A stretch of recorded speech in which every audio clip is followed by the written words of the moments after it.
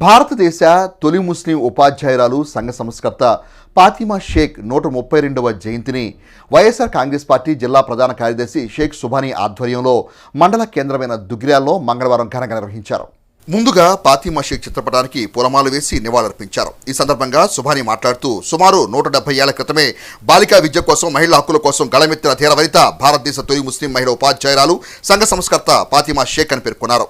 పూణేలో 1831 జనవరి 9వ తేదీన జన్మించిన ఫాతిమా షేక్ చిన్నతనంలోనే తల్లిదండ్రులను కోల్పోయారని, అన్న ఉస్మాన్ పర్యవేక్షణలో ఆమె పెరిగారని అన్నారు. ఆనాటి సమాజంలో మహిళలపై జరుగుతున్న సామాజిక దురాచారాలు అరికట్టాలంటే ఒక్క స్త్రీ విద్య ద్వారానే సాధ్యమవుతుందని నమ్మి 1848లో తమ ఇంటినే మొదటి బాలికా పాఠశాలగా ఏర్పాటు చేయడం జరిగిందని అన్నారు. బీసీ, ఎస్సీ, ఎస్టీ, మైనార్టీ బాలికల విద్య కోసం సావిత్రిబాయి పూలేతో కలిసి షేక్ ఫాతిమా ఎనలేని కృషి చేసిందని అన్నారు.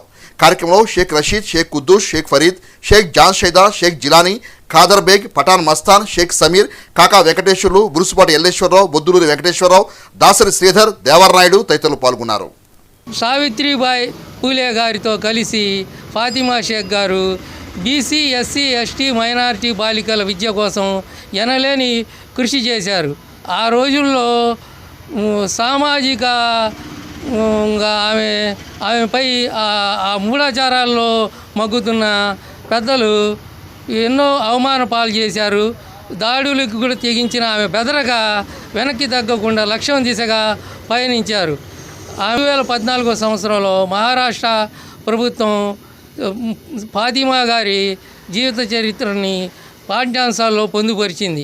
అలాగే మన ఆంధ్రప్రదేశ్ రాష్ట్ర ప్రభుత్వం కూడా 2022 సంవత్సరంలో 8వ తరగతి తెలుగు పాఠ్యాంశంలో ఫాతిమా షేక్ ఆధునిక తొలి ముస్లిం మహిళా ఉపాధ్యాయురాలుగా ఆమె జీవిత చరిత్రను పొందుపరిచింది.